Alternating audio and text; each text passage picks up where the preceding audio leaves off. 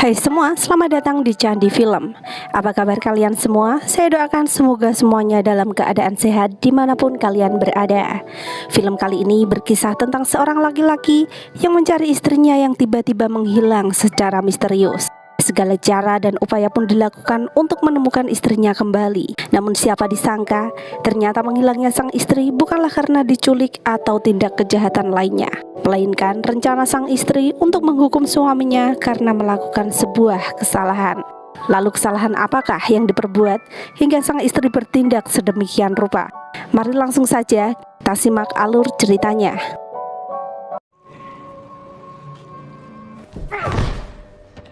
What scared me was how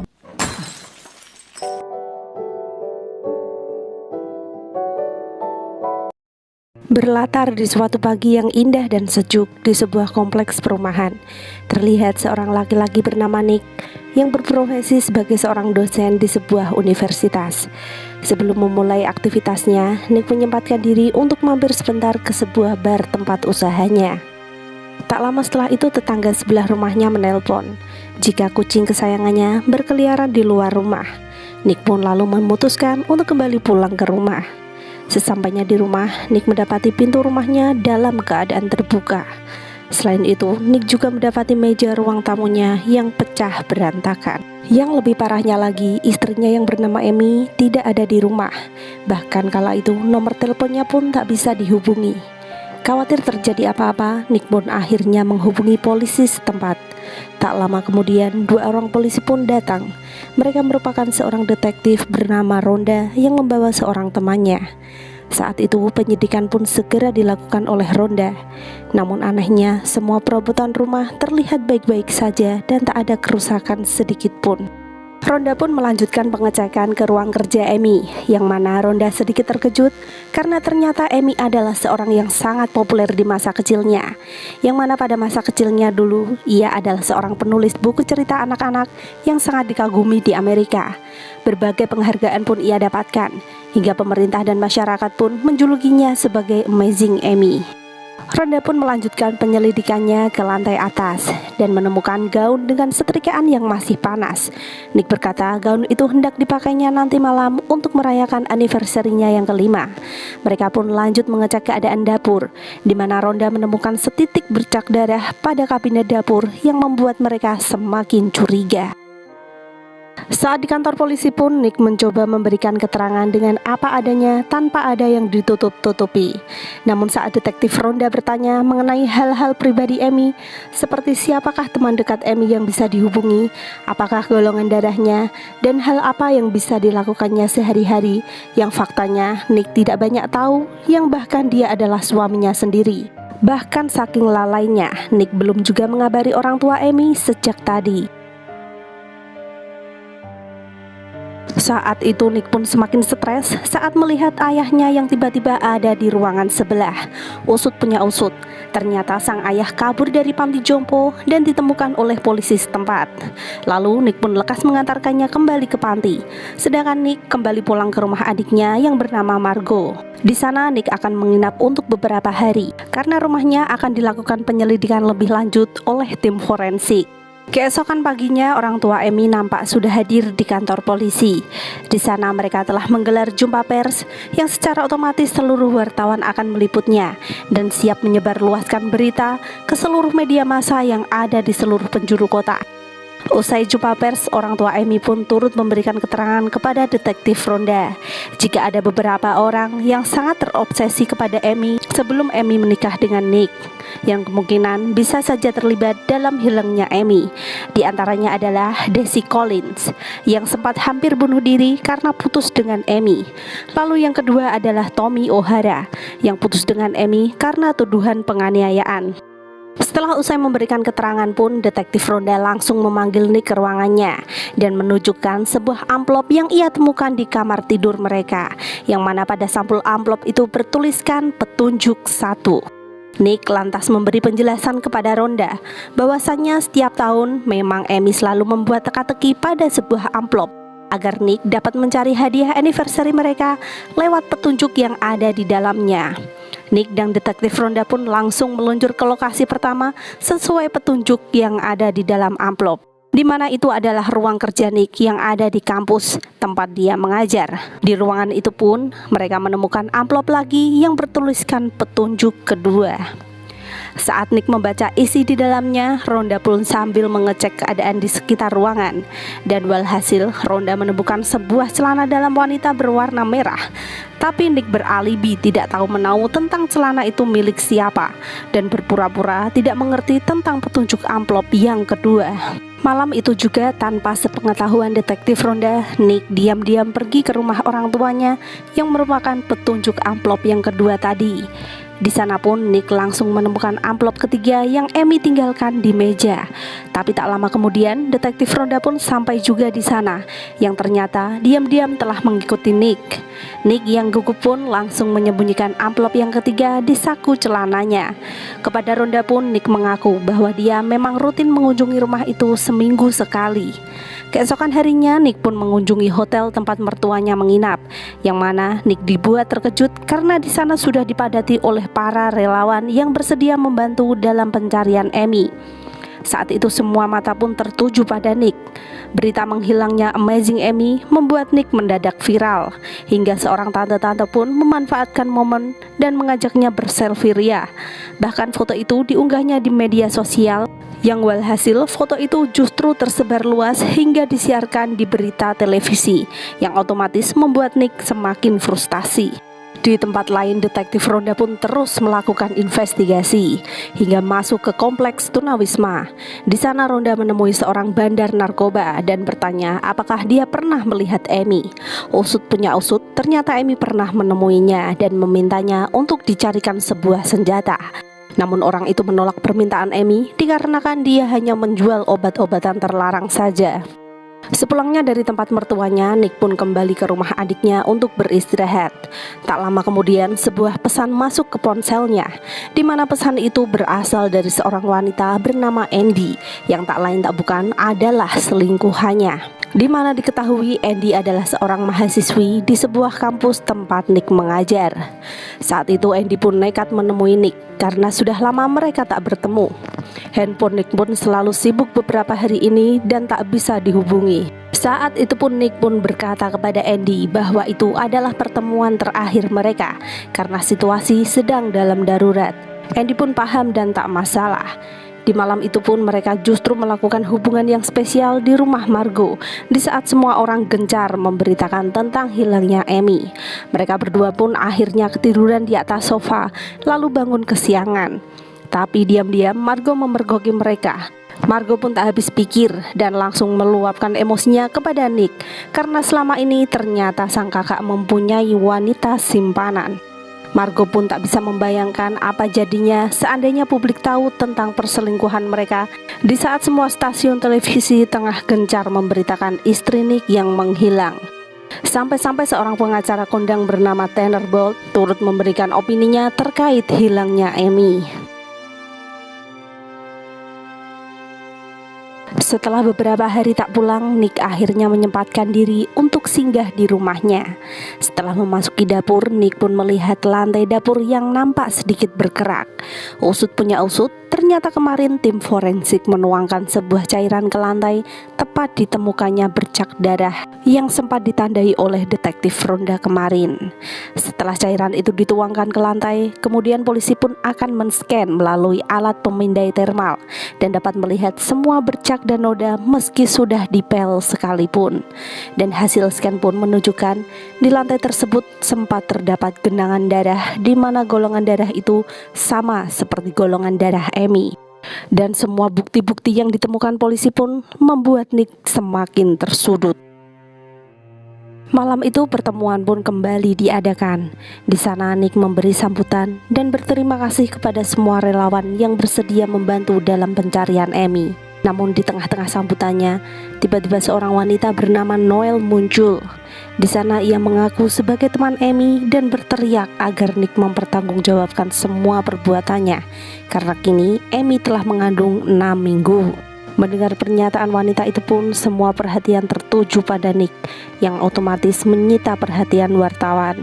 Polisi pun segera mengamankan Nick dan membawanya pulang ke rumah. Sesampainya di rumah, Rhonda pun langsung menginterogasi Nick perihal perkataan Noel yang mengatakan jika Amy sedang mengandung. Saat itu Nick pun yakin seyakin-yakinnya jika istrinya tidak dalam keadaan hamil. Nick juga tidak akan percaya begitu saja pada perkataan Noel yang tiba-tiba mengaku sebagai teman dekat Amy.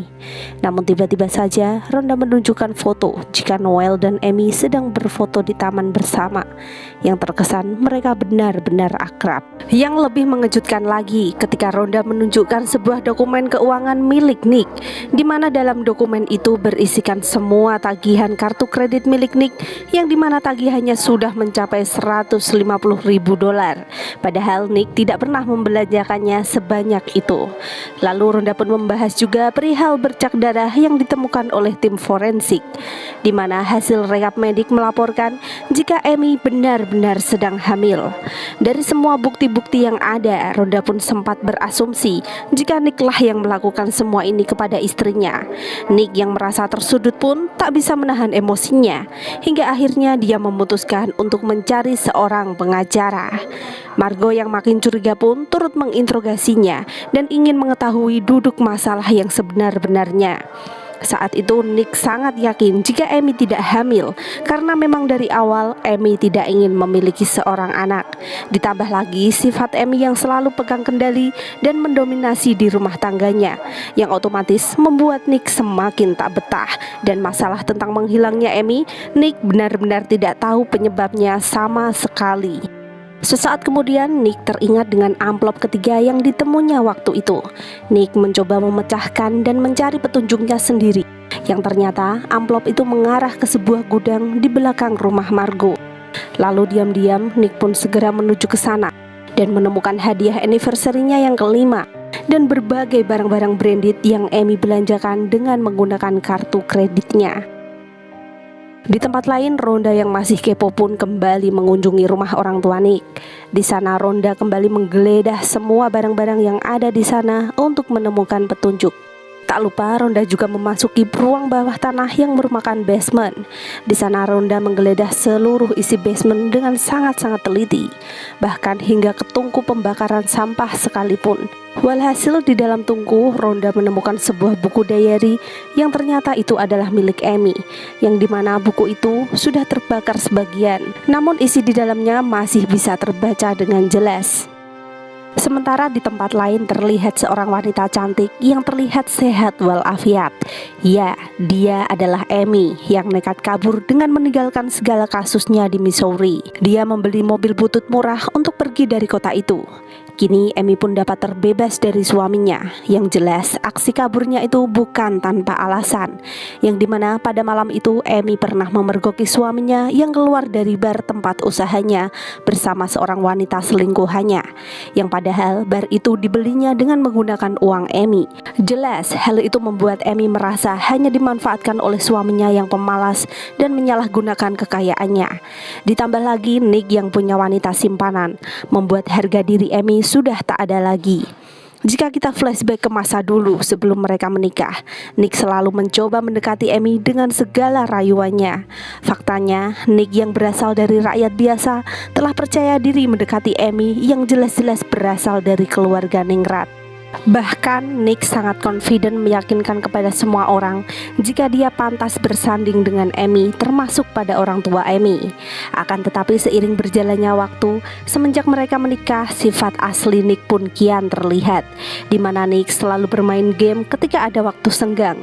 Dan Nick bukanlah tipikal orang yang pekerja keras. Lambat laun Amy pun menjadi jengkel.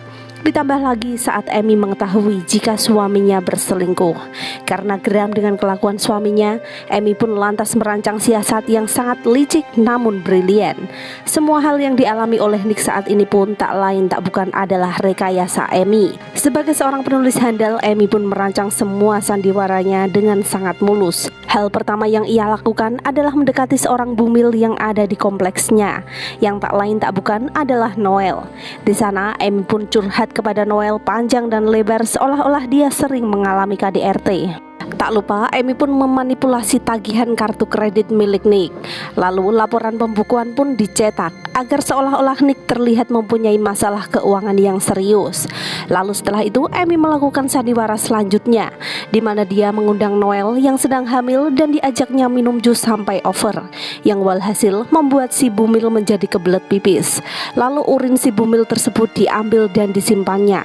Lalu pada saat Amy melakukan rekap medik nantinya, semua orang akan mengira kalau dia benar-benar hamil.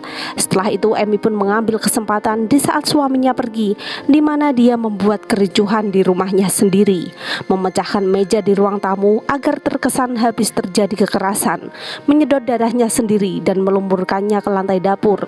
Lalu darah itu pun ia bersihkan kembali, namun tidak benar-benar bersih, dengan tujuan agar noda darahnya mudah terdeteksi oleh polisi. Amy pun tak lupa menulis sebuah buku diari yang mengisahkan tentang awal pertemuannya dengan Nick hingga semua kejadian ini berlangsung. Anehnya diari itu berkesan sangat-sangat real jika dibaca oleh orang awam. Selain itu juga sangat mudah tentunya mengarang cerita seperti itu, apalagi ditulis oleh seorang penulis handal seperti Amazing Amy. Amy pun kemudian membakar pinggiran diary itu untuk memberi kesan diary itu hendak dimusnahkan. Amy sempat menenggelamkan diri di sungai agar nantinya bisa terdampar di suatu tempat. Hal itu pun dilakukannya untuk memberi kesan dia menjadi korban pembunuhan. Amy pun lalu kabur dari Missouri dengan ringan tanpa beban. Dengan mobil murah yang ia beli, Amy pun pergi jauh ke daerah yang tenang untuk menghindari sorotan publik.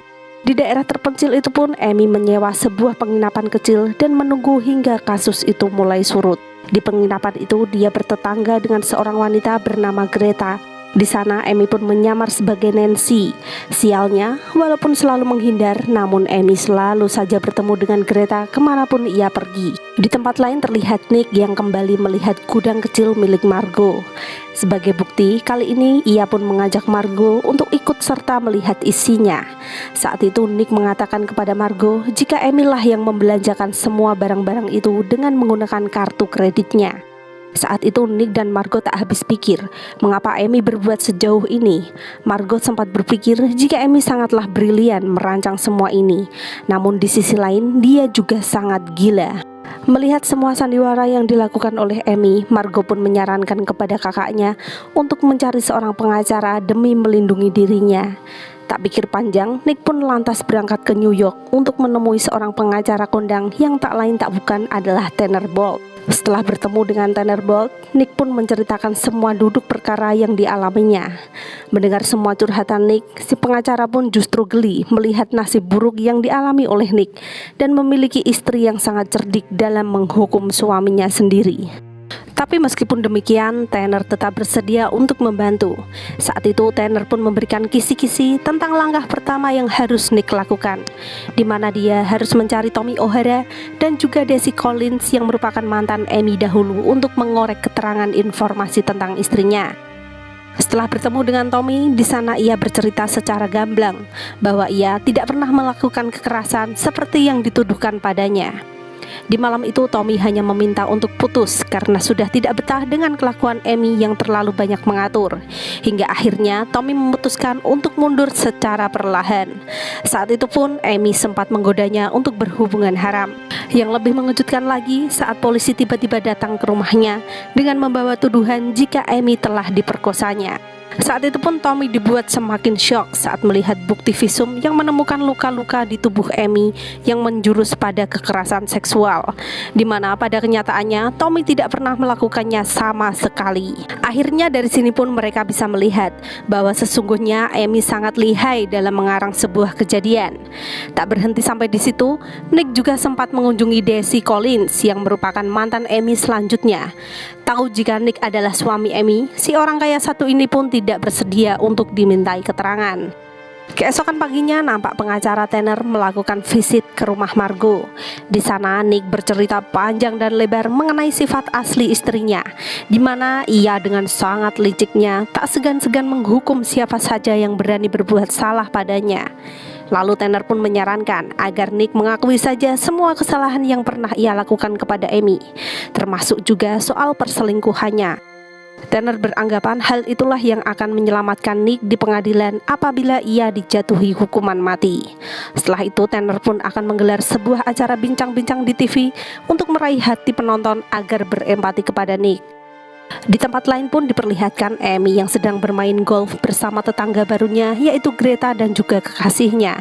Di tengah-tengah asiknya permainan, Amy pun tak sengaja menjatuhkan segepok uang yang selama ini dia bawa kemanapun ia pergi. Greta dan kekasihnya yang miskin pun langsung bereaksi ketika melihat Amy yang ternyata mempunyai banyak uang. Amy yang was-was dengan tetangganya itu pun cepat-cepat menyimpan uang itu kembali. Amy berencana untuk kabur hari itu juga. Namun sebelum itu dia akan membersihkan dan mengelap seisi ruangan agar tidak meninggalkan sidik jari. Namun sayangnya tiba-tiba Greta dan kekasihnya datang untuk menggeledah di saat semuanya belum selesai. Mereka berdua pun membekuk Amy dan merampas satu-satunya uang cash yang ia punya. Greta dan kekasihnya tahu jika Amy yang dalam pelarian itu pun tidak akan berani melapor ke polisi. Akhirnya Amy pun terpaksa harus pergi dari tempat itu tanpa membawa uang sepeser pun. Saat itu Amy yang tak tahu arah pun nekat menemui Daisy Collins, mantannya dahulu yang merupakan anak konglomerat yang mempunyai segudang uang. Kepada Daisy, Amy pun mengaku sedang kabur dari suaminya yang sering melakukan KDRT hingga ia mengalami keguguran. Daisy yang mulai kena tipu daya Amy pun terkejut mendengarkan ceritanya. Bahkan saking ibanya, Daisy membawa Amy pulang ke salah satu rumah mewahnya yang dilengkapi dengan fasilitas serba mahal. Di tempat lain, Nick pun ditemani oleh Margot dan pengacaranya Toner untuk menghadiri sebuah acara interview di sebuah stasiun televisi. Sesuai dengan apa yang disarankan oleh Toner, dalam acara itu Nick mengakui semua kesalahannya perihal dia yang berselingkuh. Saat itu penonton pun merespon pengakuan Nick dengan sangat baik serta memberikan komen yang positif. Amy dan Daisy pun sempat juga menyaksikan tayangan tersebut dan terlihat Daisy Collins yang masih cemburu saat perhatian Amy tertuju pada Nick. Sedangkan di rumah Margot, detektif Ronda tiba-tiba saja datang dengan membawa surat penggeledahan. Detektif Ronda melakukan penggeledahan itu pun bukan tanpa alasan. Semua itu disebabkan lantaran Amy sendirilah yang menelpon kantor polisi dan memberi info mengenai benda-benda yang terdapat pada gudang kecil di belakang rumah Margot. Nick pun lantas dibawa ke kantor polisi untuk diinterogasi. Di kantor polisi, Ronda pun mencocokkan semua pengakuan Nick dengan cerita yang ditulis Amy pada buku hariannya. Dalam buku itu, Amy mengaku bahwa ia mengalami sebuah KDRT hingga menyebabkan ia mengalami pendarahan. Hal itu jelas membuat Nick berani membantah karena memang dia tidak melakukannya sama sekali. Namun Ronda menyodorkan bukti berikutnya berupa tongkat kayu yang diduga digunakan Nick untuk memukul Amy hingga mengalami pendarahan. Nick yang tak bisa mengelak pun langsung ditahan selama sehari semalam dengan tuduhan percobaan pembunuhan terhadap Amy. Namun keesokan harinya Toner langsung membebaskan Nick dan membayar semua jaminannya. Sementara di rumah mewahnya, Daisy tengah menemani Amy yang nampak lebih segar dengan rambut barunya. Saat itu Amy berkata akan menunggu Daisy sepulang kerja untuk berkencan bersamanya. Saat berpamitan pun tak lupa Amy menyempatkan mengacak-acak rambut serta kemeja Daisy.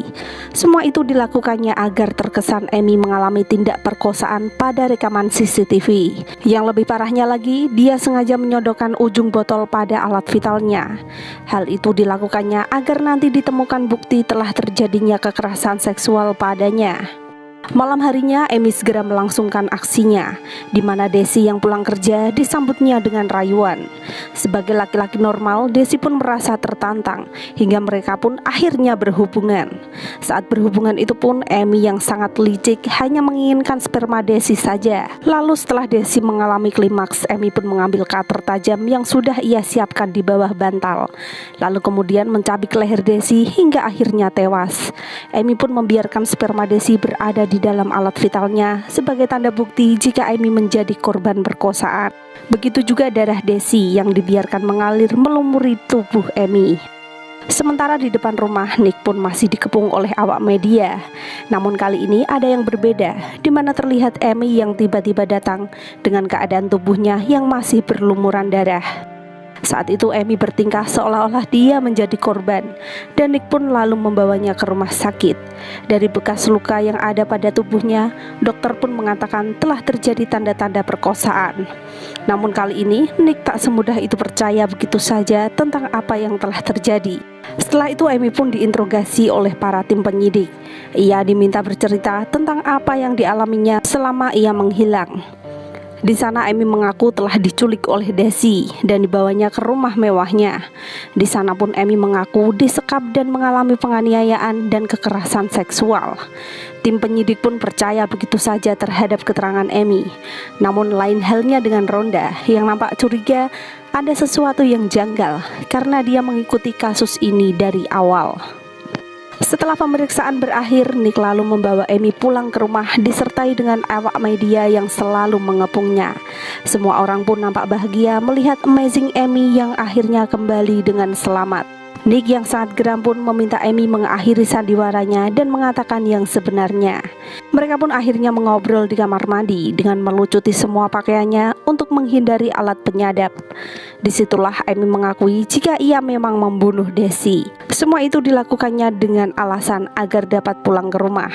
Nick pun tak menyangka jika Amy bisa berbuat sejauh itu. Nick pun mengatakan jika dia akan menceraikan Amy setelah keadaannya membaik. Dengan santainya Amy menjawab jika Nick akan kena bulian masyarakat apabila dia nekat menceraikan Amy. Saat itu masyarakat akan berpikir jika Nick telah tega menceraikan istrinya yang telah menjadi korban kekerasan. Di malam hari pun mereka tidur di kamar yang terpisah. Bahkan saking ngerinya, Nick mengunci kamarnya selagi ia tidur. Yang ada di pikirannya sekarang adalah ia telah kembali satu atap dengan seorang pembunuh. Esok hari saat membuang sampah pun Nick masih melihat mobil wartawan yang berjejer di depan rumahnya. Nampaknya mereka masih akan terus meliput perkembangan kasus Amazing Amy. Kehidupan mereka pun masih dipantau ketat oleh awak media. Rhonda dan pengacara Turner pun kini sudah lepas tangan karena kasus mereka telah diambil alih oleh FBI. Hingga berjalan 7 minggu pun kasus mereka masih hangat diperbincangkan. Seorang pembawa acara pun datang ke rumah mereka untuk melakukan wawancara eksklusif. Saat itulah hal tak terduga terjadi, di mana Amy justru memberikan hasil tes pack kepada Nick yang menandakan kini ia sedang hamil. Nick yang syok pun mencoba protes karena selama ini dia tidak pernah menyentuh Amy sekalipun. Amy beralibi jika ia menyimpan sampel sperma milik Nick yang ia masukkan ke sebuah klinik kesuburan kandungan.